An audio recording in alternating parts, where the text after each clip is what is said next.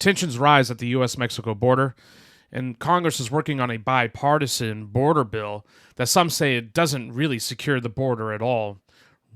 All that and more right here at the Sweet Lou Special. And welcome to the Sweet Lou Special.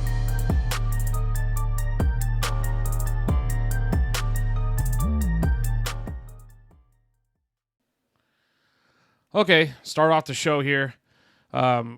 So what's going on here at the U.S.-Mexico border is becoming a really hot topic for everyone on the left and on the right. We have polls that are saying, polls that are showing that the favorability of deportation or deporting illegal migrants that have come into the United States have doubled from 15% to like 31% among Americans. So that's really showing that this absurd crisis that's going on the U.S.-Mexico border that has been facilitated by the Biden administration has really come to show that through all these migrants that are just storming in through cities like Chicago, New York City, Los Angeles, and towns across Texas have really begun to weigh on the local governments and on the state governments. So as what was shown, I think it was like last week, where we had an illegal migrant from Venezuela get arrested for beating up a police officer in New York City and then getting released on no bail, and then giving the finger to media once he was coming out. It's really starting to hit home for a lot of people, and I think that's why the favorability of deportation has doubled, is because of that. It's because we could see these things on TV, we could see these things on the articles on the internet, and we could read about it, listen to other people talking about it. We could be like very detached if we don't see it in our own backyards. But I think for a lot of Americans now, they're really, really experiencing it, and especially in the major cities of the United States.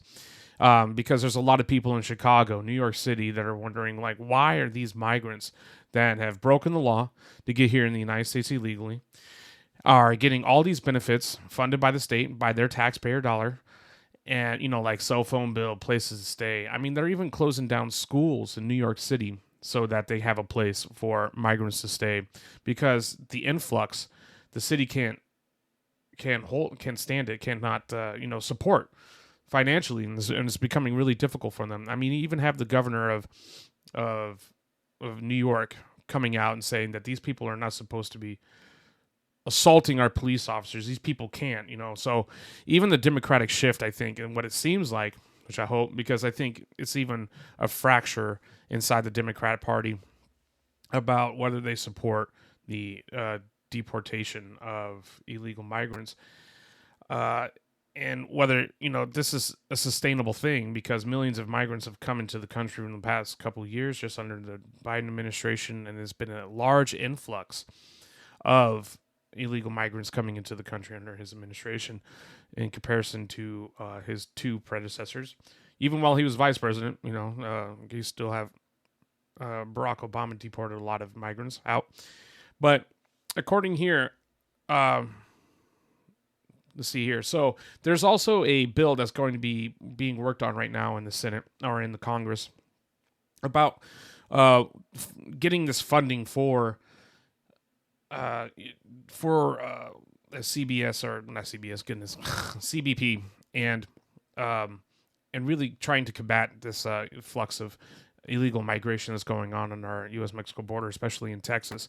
Now, as you know that Texas was recently ordered to do by the Supreme Court against Texas's favor about some razor wire that they've been putting up that would deter migrants illegally crossing into Texas, and Texas has been fighting the federal government and the Biden administration about how to handle this influx of illegal migrants that are coming into their state.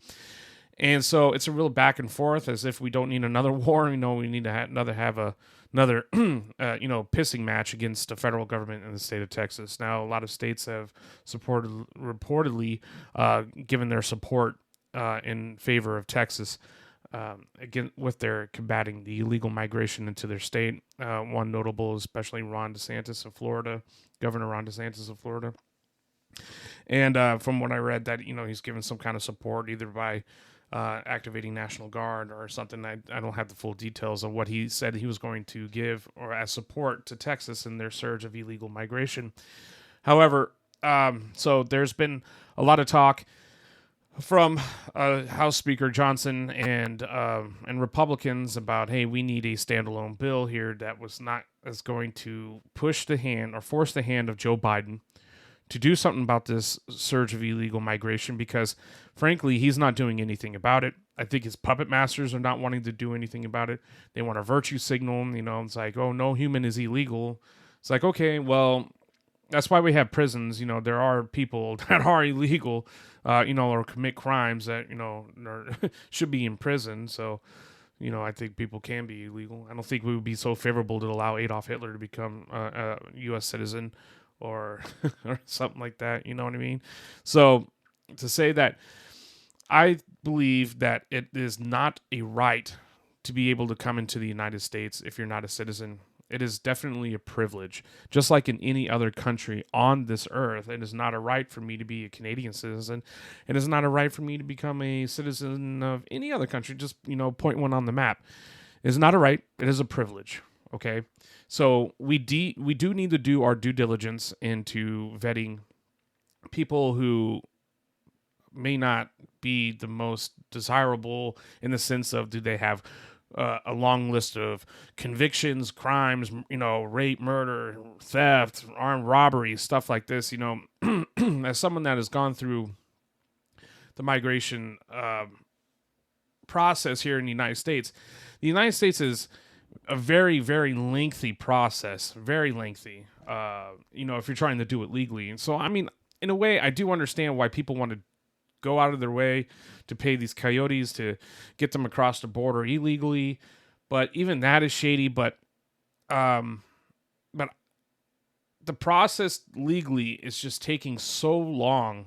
Like, for instance, I have a brother-in-law that lives in Canada right now. He was working in Vietnam when the Ukrainian war started off, and he's Ukrainian. And if he wanted to get here to the United States, where his mother and his sister is, which is my wife, his sister, and the waiting for him is about 7 years. 7 years. And he can't go back to Ukraine, otherwise he'll be in the middle of a war zone. But however, Canada gave him a visa within 14 days. So that alone just gives you an idea.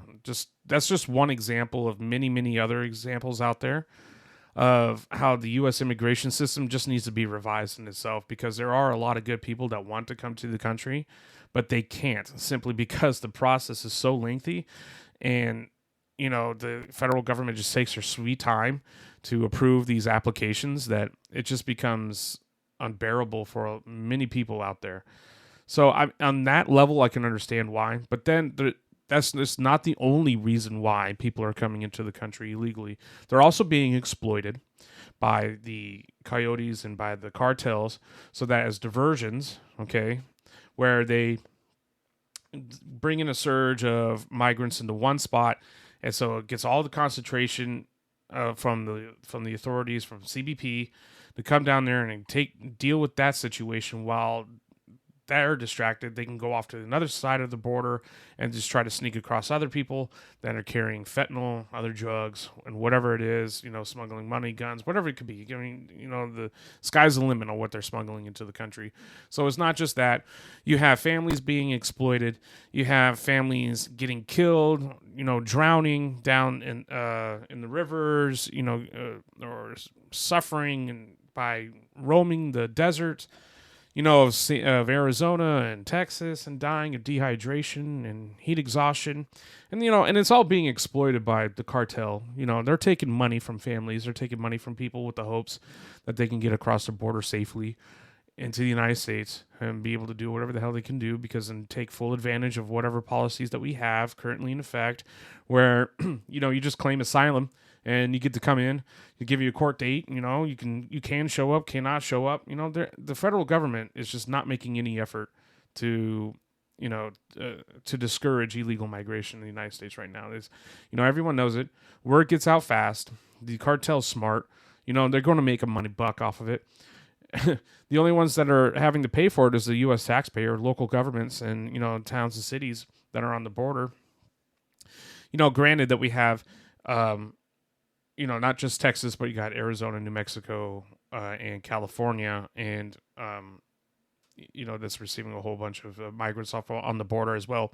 So, we had that, but the big talk in the Senate and in the Congress has been coming up with a bipartisan bill that's going to address this illegal surge in migration, the surge in illegal migration, and what can they do? Like, what do they fund? More judges? Do they fund more CBP?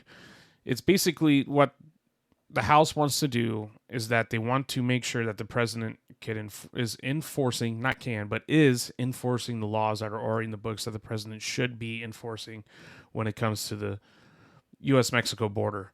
And Biden is basically ignoring all that. He does not want to enforce what's already on the books, so they got to force the hand here for him to enforce those laws.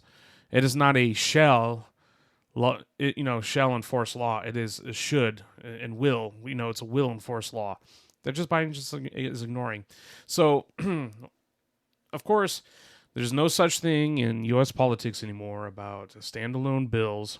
So instead, we have to group this into funding for Ukraine, funding for Israel, funding for Taiwan, funding for, basically, oh yeah, we're the big daddy of the whole world, so we got to give them money for this, got to give this country money for that.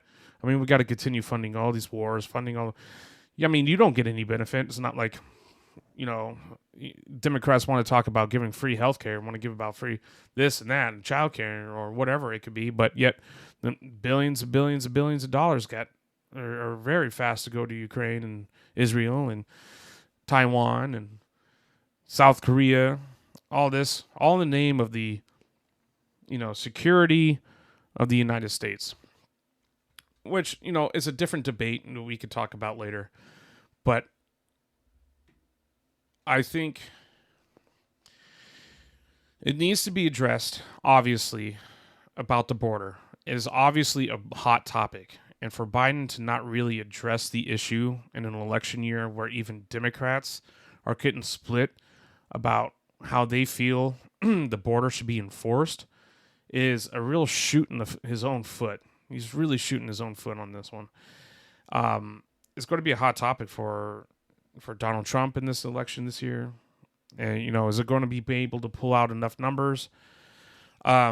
Just to give a little idea here about this bill that's supposed to be, bipartisan, that even Chuck Schumer and Mitch McConnell are working on, which is a real divisive thing among the right. With Mitch McConnell saying that he's back and forth, he's on the other side. It says here that even where's it? Senator Steve Daines, Republican of Montana, he's the head of the National Republican Senatorial Committee, and this is according to the Daily Wire. Daines said that the bill that they're proposing here this week, that they're going to be talking about in caucus, doesn't secure the border, as its proponents say, and criticize components that doesn't secure the border, as its proponents say, and criticize components that he said would fund lawyers for illegal immigrants who crossed unlawfully into the United States. The Montana Republicans said that President Joe Biden should instead adopt the policies of former President Donald Trump, like the Remain in Mexico policy, Title 42, and resume border wall construction. He said, and I quote on Twitter or X, "I can't support a bill that does not secure the border, provides taxpayer-funded lawyers to illegal immigrants, and give billions to radical open border groups. I'm a no." So, and again, this is a bill that's supposedly backed by Senate Majority Leader Chuck Schumer and Minority Leader Mitch McConnell, and it faces an uphill battle in the Senate with increasing number of senators announcing opposition, and House Speaker Mike Johnson announcing that the bill would be dead on arrival if it reaches the House. So, this looks like this just a big crap sandwich, and it's going to be pages of stuff that no one's ever read. You know, every time these bills come out and we argue about it left and right and center, no one's really ever read it to really know what's inside of it. Is this really going to address the issue, or is it just going to be a point for the Democrats like, oh, well, look what we got done bipartisan bill-wise. You know, we didn't fix anything, but we funded, spend more of your money on crap that's not going to work and not going to make the border any situation any better. So, you know, it's chaos. You know, when's it going to stop? Is it going to stop after the election? Will Joe Biden actually do anything about it during the election year to make his run for president the second time? You know, well, not really the second time, probably be like third, fourth. But is it really going to help him out in the election? Should he, not just only for the good of the country and good for the American people, enforce the law there on the border? Yeah, let me know what you think in the comments. You know, share your opinions. And again, I want to thank you for coming out. This is the Sweet Lou special. You can find me on the Belfry Signal on Facebook, X, and my show, Sweet Lou Special, on YouTube, Apple Podcasts, and Spotify. Thank you, guys. And welcome to the Sweet Lou Special.